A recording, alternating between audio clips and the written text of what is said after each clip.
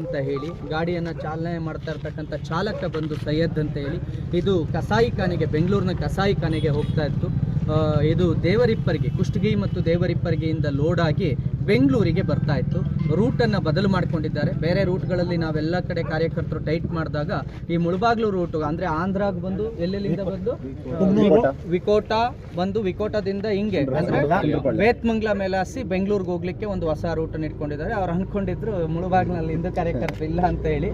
ಇಲ್ಲೂ ನೀವು ಜಗತ್ತಿನ ಯಾವುದೇ ಮೂಲೆಗೆ ಹೋದ್ರು, ಭಾರತದ ಮತ್ತು ನಾಡಿನ, ನಾನು ಕರ್ನಾಟಕದವನ್ನಾಗಿ ಹೇಳ್ತೇನೆ, ಕರ್ನಾಟಕದ ಯಾವುದೇ ಮೂಲೆಗೆ ಹೋದ್ರು ಅಲ್ಲಿ ಗೋರಕ್ಷಣೆಗಾಗಿ ನಾವು ಸದಾಕಾಲ ಸಿದ್ಧರಿರ್ತೀವಿ. ಅಲ್ಲಿ ಕಾರ್ಯಕರ್ತರು ಇರ್ತಾರೆ.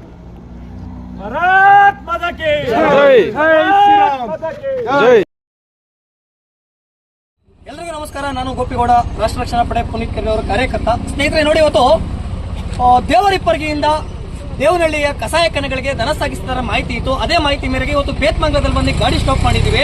ಏನಪ್ಪ ನಿನ್ನ ಹೆಸರು? ಸೈಯದ್. ಯಾವ ಊರು ನಿಂದು? ಮಧುಗಿರಿ. ಎಲ್ಲಿಂದ ಲೋಡ್ ಮಾಡಿದೆ ಗಾಡಿ? ಕುಷ್ಟಗಿಯಿಂದ ಲೋಡ್ ಮಾಡಿದೆ ಗಾಡಿ. ಎಲ್ಲಿ ಹೋಗ್ತಿದ್ ಗಾಡಿ? ನಿಮ್ಮ ಓನರ್ ಹೆಸರೇನು? ಅಜ್ಮತ್.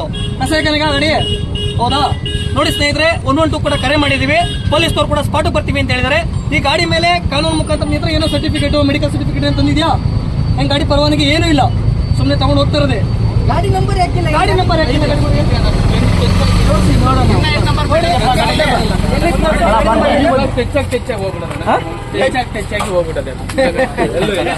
ಗಾಡಿಯನ್ನು ಚಾಲನೆ ಮಾಡ್ತಾ ಇರ್ತಕ್ಕಂಥ ಚಾಲಕ ಬಂದು ಸೈಯದ್ ಅಂತ ಹೇಳಿ ಇದು ಕಸಾಯಿಖಾನೆಗೆ ಬೆಂಗಳೂರಿನ ಕಸಾಯಿಖಾನೆಗೆ ಹೋಗ್ತಾ ಇತ್ತು. ಇದು ದೇವರಿಪ್ಪರಿಗೆ ಕುಷ್ಟಗಿ ಮತ್ತು ದೇವರಿಪ್ಪರಿಗೆಯಿಂದ ಲೋಡ್ ಆಗಿ ಬೆಂಗಳೂರಿಗೆ ಬರ್ತಾ ಇತ್ತು.